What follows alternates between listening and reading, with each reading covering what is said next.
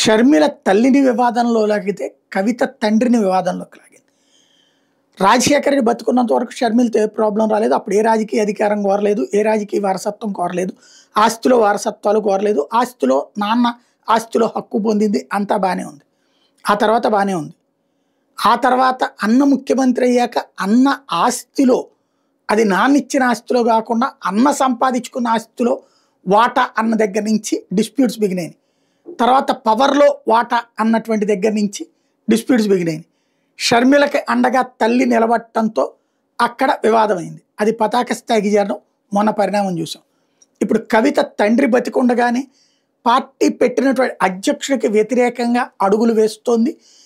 ప్రత్యేకించి ఓ పక్కన అన్న అంటూ కేటీఆర్ మీద ప్రేమ, నాన్న అంటూ తండ్రి మీద ప్రేమ, ఎట్ ద సేమ్ టైం నా మాట వినాల్సిందే, నాకు కీలకమైన బాధ్యత కావాల్సిందే, అధికారంలో వాటా కావాల్సిందే అన్నటువంటి కేసీఆర్ ఒక మనిషిని పంపించాక కూడా ఆమె చేస్తున్న యాక్టివిటీ చూస్తుంటే ఖచ్చితంగా సంథింగ్ ముందుకే వెళ్ళేటటువంటి పరిస్థితి కనబడుతోంది.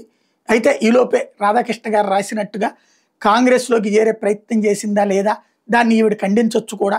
బట్ సొంత పార్టీ పెట్టుకున్నా ఏదైనా సరే ఇప్పుడు తెలంగాణ రాష్ట్ర సమితి అధికారంలో ఉన్నప్పుడు అనుభవించినటువంటి వాళ్ళు అధికారం దిగిపోయాక అలమటిస్తున్నటువంటి వాళ్ళకి ఒక కొత్త దారి చూపెట్టి తన వైపుకి తిప్పుకోవడంలో సక్సెస్ అవుతుంది కవిత.